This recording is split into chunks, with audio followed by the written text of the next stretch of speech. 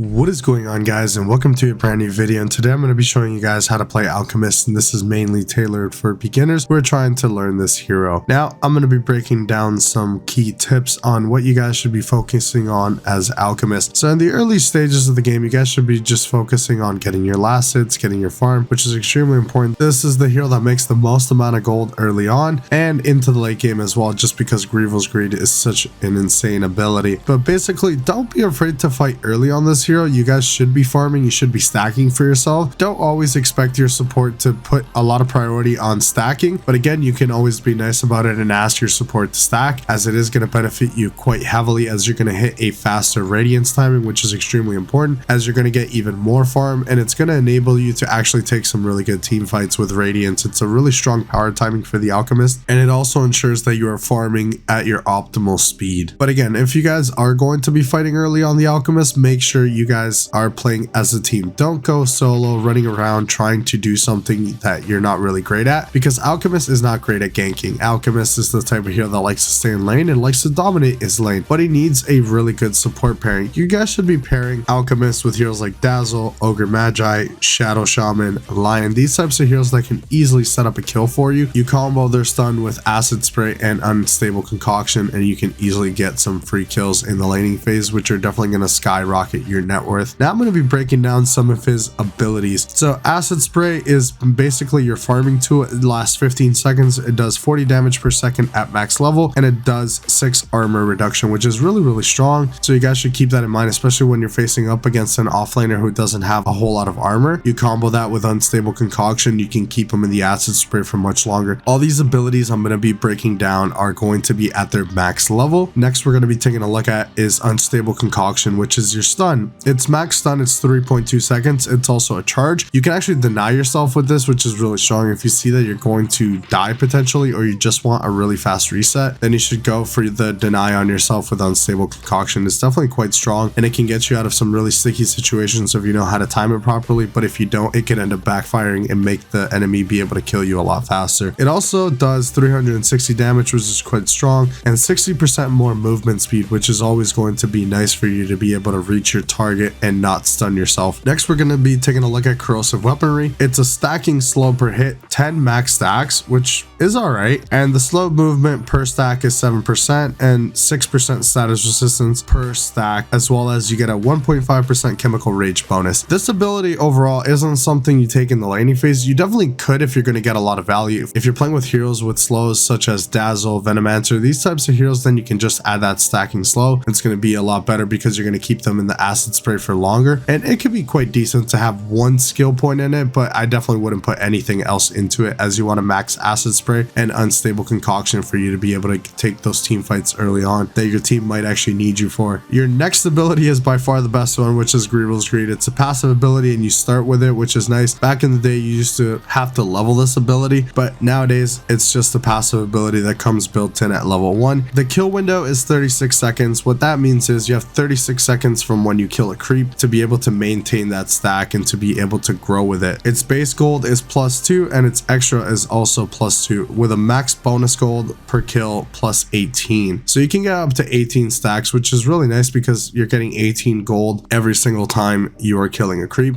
So what most players tend to do is they're going to get their stacks up while they're playing in their lane, and then they're going to be going to their jungle and they're going to get all those stacks and they're going to be getting a whole lot of farm. This is again one of the heroes that can actually fight early without a whole lot of punishment, just because Grievous Greed is so strong. All you need is a couple of minutes back in the jungle and you will recover much better than any other carry in the game, just because Grievous Greed is just such a strong ability. I highly recommend you guys are playing around and focus on your stacks. Make sure you guys have your optimal Grievous Greed charges up to the max, as it is going to ensure you're going to get the most amount of gold per kill around the map. Your next ability is your ultimate. Your level 6 is Chemical Rage. It's a basic dispel. It lasts 30 seconds. Its cooldown is 60 seconds, so it's got pretty much 0.5% uptime, which is really nice. And you got a 1 second base attack time, which is always going to be quite strong. It's a lot of attack speed and 110 HP regen and 60 movement speed. All these stats are really nice. I would highly recommend you guys not to burn Chemical Rage, especially on games where your team might actually need you. Without Chemical Rage, it feels really bad to fight on the Alchemist. Borderline, you're not going to win the fight most of the time, just because Chemical Rage allows you to sustain through the fights and allows you to get a lot of hits in just because of that crazy attack speed. So if you can actually clear the stacks with acid spray or with your radiance, don't burn chemical rage. It's a 60-second cooldown, and a lot of things in Dota, especially in the mid to late game, can happen in 60 seconds,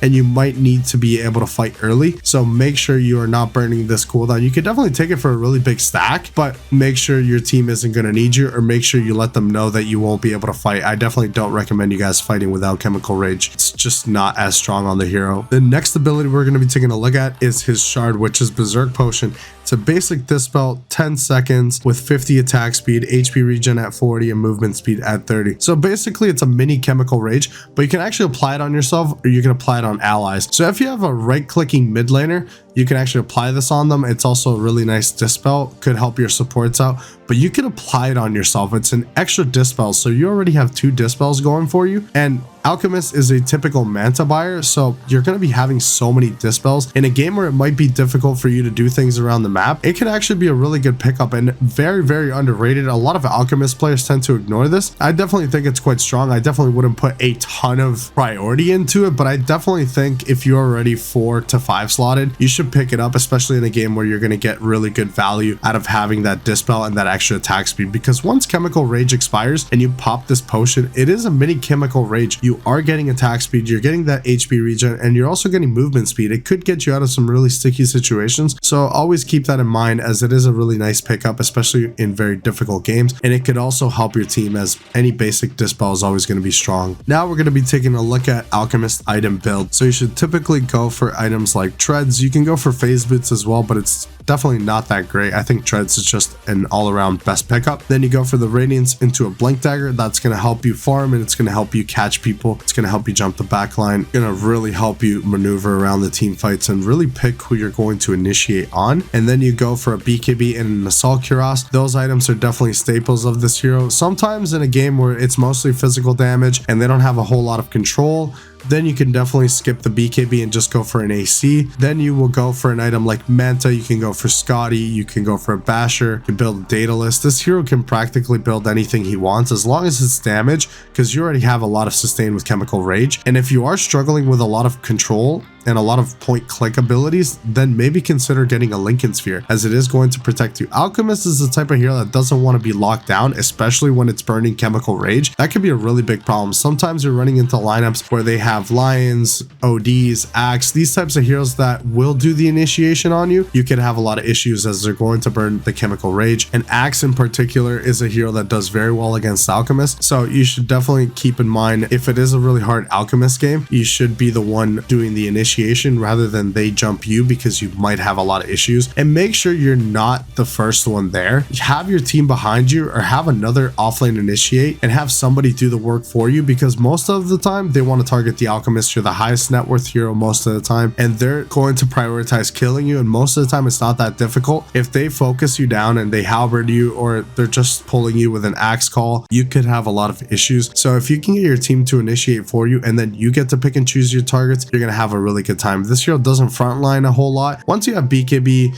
and stuff like that, it could definitely be a lot easier, but I highly recommend you guys to go in second. It's going to benefit you quite a lot, as you get to pick your target and you can easily jump the backline and deal with some pesky supports. Now I'm going to be breaking down his best and worst matchups. So typically Alchemist is good up against Visage, Beastmaster, Puck, Medusa. If you see these heroes, you have a pretty good advantage against them, and you can do a lot of work against these heroes. But again, it is a team game, so make sure you are playing around with your team. Don't go for solo pickoffs unless you absolutely know where the enemy team is and you can easily get the pick off. They can't punish you as easily. Some of his bad matchups are Juggernaut, Leshrac, Monkey King, and Doom. These heroes are a really big issue for Alchemist. Right now his win rate isn't super high. If you are playing up against a Doom, which is pretty popular right now in the meta, you should struggle quite a bit with the hero. It's not the end all be all. Just because there's a Doom in the game or there's a Monkey King carry on the other side doesn't mean you're going to get obliterated. It just means you're playing at a disadvantage and you have to build accordingly, or get your team to build accordingly, and then deal with these heroes. Alchemist is a really strong hero. It's not the best late game threat, as this hero doesn't scale super hard and his abilities don't do either. But if you're able to close the game between 25 and 35 minutes, I think you're going to do well off. But if you're taking games to 60 minutes, you're just not hitting the optimal optimal timings on the Alchemist, as the whole purpose of picking this hero is ending the game early. It's kind of like a meepo because you're out farming the enemy by so much that you should be able to end the game earlier. Because if you're playing against heroes like Faceless Void